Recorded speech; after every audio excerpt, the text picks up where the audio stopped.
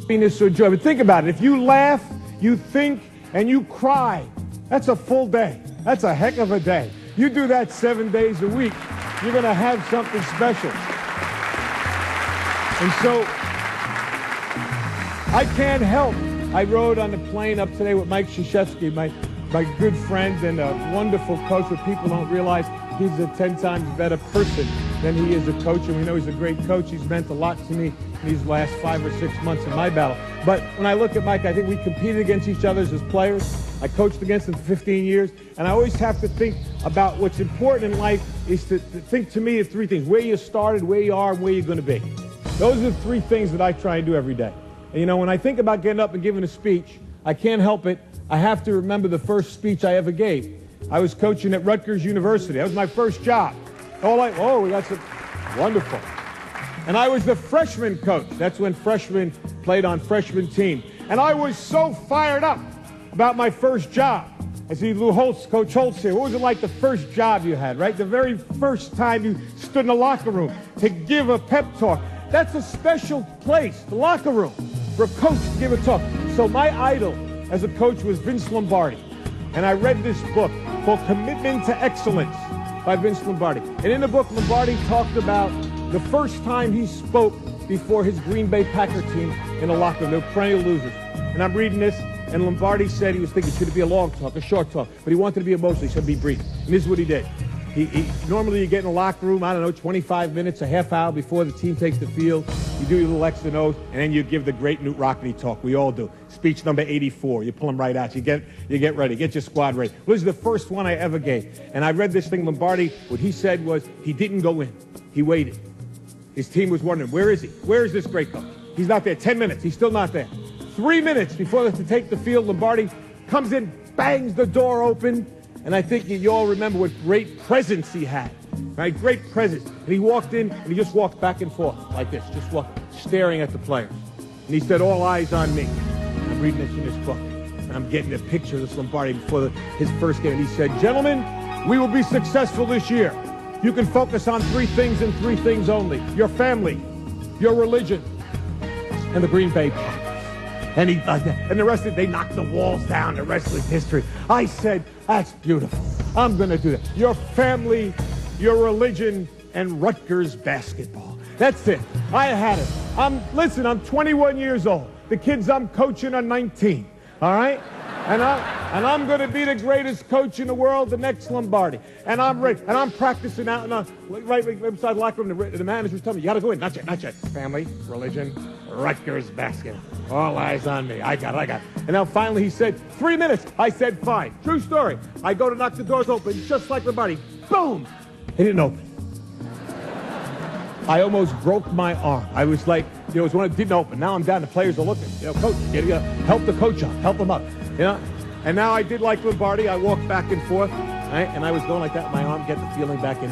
And finally I said, gentlemen, all eyes on me. These kids wanted to play. They're 19. Let's go. I said, gentlemen, we'll be successful this year if you can focus on three things and three things only. They said, your family, your religion, and the Green Bay Packers, I told them. I did that. I remember that.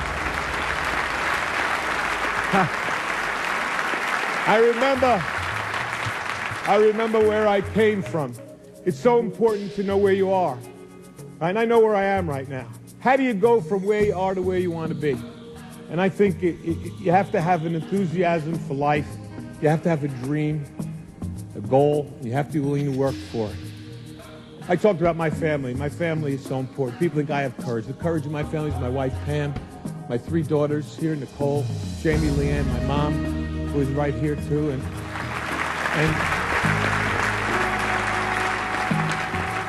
And the screen is flashing up there 30 seconds like I care about that screen right now, huh? I got tumors all over my body. I'm worried about some guy in the back going 30 seconds, huh? You got a lot. Hey, fanablo, buddy. You got a lot. Right there. It should be. I just got one last thing. I urge all of you, to enjoy your life, the precious moments you have, to spend each day with some laughter and some thought, to get your emotions going, to be enthusiastic every day. And Ralph Waldo Emerson said, nothing great can be accomplished without enthusiasm, to keep your dreams alive in spite of problems, whatever you have, the ability to be able to work hard for your dreams to come true, become a reality.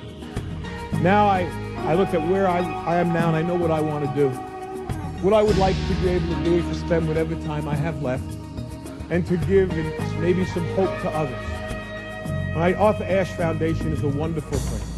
And AIDS, the amount of money pouring in for AIDS is not enough, but it is significant. But if I told you it's 10 times the amount that comes in for cancer research, I also tell you that 500,000 people will die this year of cancer. And I also tell you that 1 in every 4 will be afflicted with this disease. And yet, for somehow, we seem to have put it in a little bit of the background. I want to bring it back on the front table. We need your help.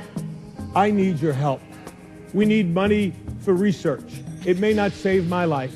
It may save my children's lives. It may save someone you love. And it's very important. And ESPN has been so kind to support me in this endeavor and allow me to announce tonight that with ESPN's support, which means what? Their money and their dollars, and they're helping me, we are starting the Jimmy V Foundation for Cancer Research.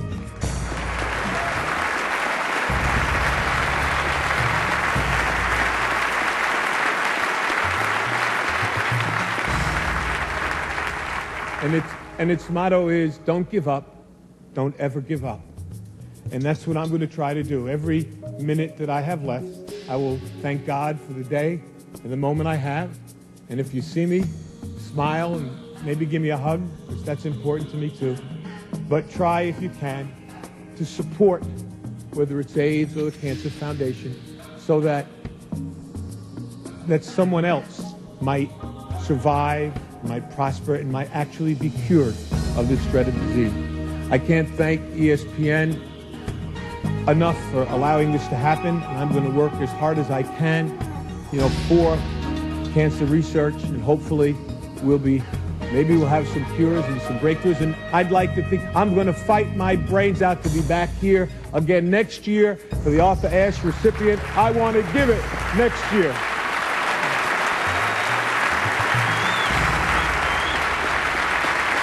I know I've got to go. I've got to go, and I've got one last thing. I've said it before, and I'm going to say it again. Cancer can take away all my physical abilities. It cannot touch my mind, it cannot touch my heart, and it cannot touch my soul. And those 3 things are going to carry on forever. I thank you, and God bless you all.